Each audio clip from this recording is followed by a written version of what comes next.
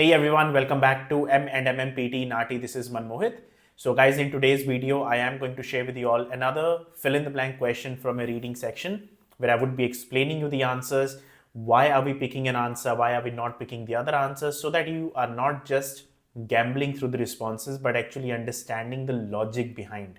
Why are we picking a certain answer? What's the grammar rule behind it? The collocation, the logic, the meaning, what word fits in the context, what word doesn't, all those things. Just before I start, if you need help and support with your PT exams or NAATI exams, be it PT Academic, PT Core, NAATI Hindi, NAATI Punjabi or NAATI Gujarati, we do have online coaching available with one-on-one feedback with Mohit and myself. You can always contact us on either WhatsApp, Instagram or Facebook. All the links are there in the description, including the number.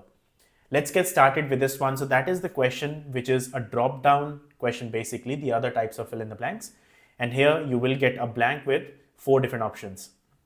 All you can do now is, as I always say, pause the video right now, try to solve it by yourself and see how many correct answers can you get by yourself.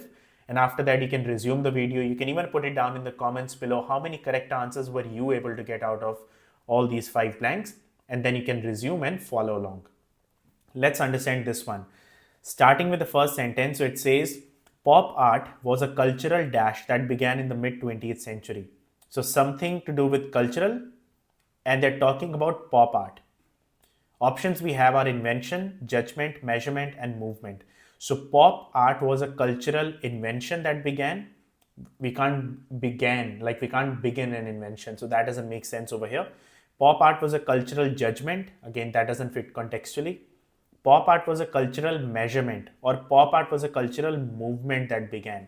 Movement would be the more accurate answer over here because they are comparing, they're talking about pop art, which started something new and it's in the past tense. So it created a cultural movement, like there was changes in the culture because of that pop art that started. So movement would fit, and it's a collocation as well, cultural movement. Okay. Next, that began in the mid 20th century. Same sentence, dash to everyday life as a source of inspiration. So something it did to everyday life as a source of inspiration. So turned, turning, has turned, or turned. So this one is grammatically because it's the same word but different form of the verb.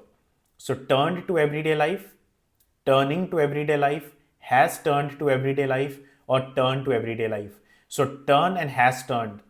So turned and has turned. The first and the third option can't fit over here because they are past tense verbs, and past tense will not fit over here because it's not that it only was in the past, it's still happening up to today. So this is not an action just happened once off in the past and it's done, because turned and has turned both are past tense verbs, so we can't just end an action in the past tense. So we need something which denotes that it is still going on. It's a continuous action. The only verbs that can actually fit over here are turning and turn. Now grammatically, turning needs to be the correct answer. Turning to everyday life as a source of inspiration. Turn to everyday life is grammatically wrong. Turning is going to be my right answer. So it began in the mid 20th century, turning to everyday life. So it continued for a period. Next, American artists often used dash subjects from their surroundings, such as, so they've given us the example of those subjects like beer bottles, clothing, comic strips, and advertisements to create bold and striking artworks. So American artists often used dash subjects, similar subjects, popular subjects, familiar subjects, or regular subjects. See, similar subjects would mean that we are comparing one thing with the other, but we do not have anything to compare with over here. Popular subjects, I would not say popular because beer bottles, clothing, these are not popular items. These are very general items. Then we have familiar and regular. Now see, both can fit over here, like both mean something, both like fits contextually, but I would go with familiar in this case because they are talking about pop art. So they, American artists, and we're talking about artist.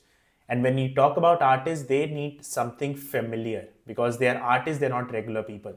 So they would need some similar, like some familiar subjects from their surroundings, such as beer bottles, because they use these kind of items to create bold and striking artworks. So they will see some familiar things in their day-to-day life and they will create artworks on the basis of it. So that fits more grammatically, plus you can say that fits more meaning-wise as well.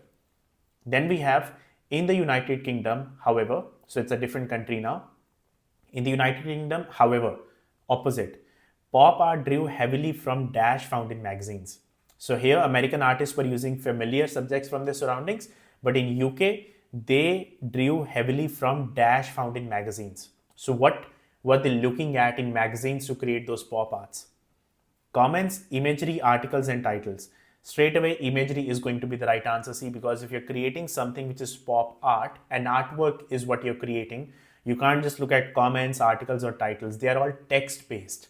Whereas imagery is an image, a picture based. So imagery would be the right option over here.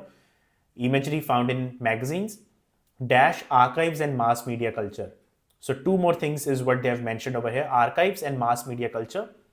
For example will not fit, because for example means they are talking about, they're giving examples for imagery, but archives is not an example of imagery. So for example doesn't fit.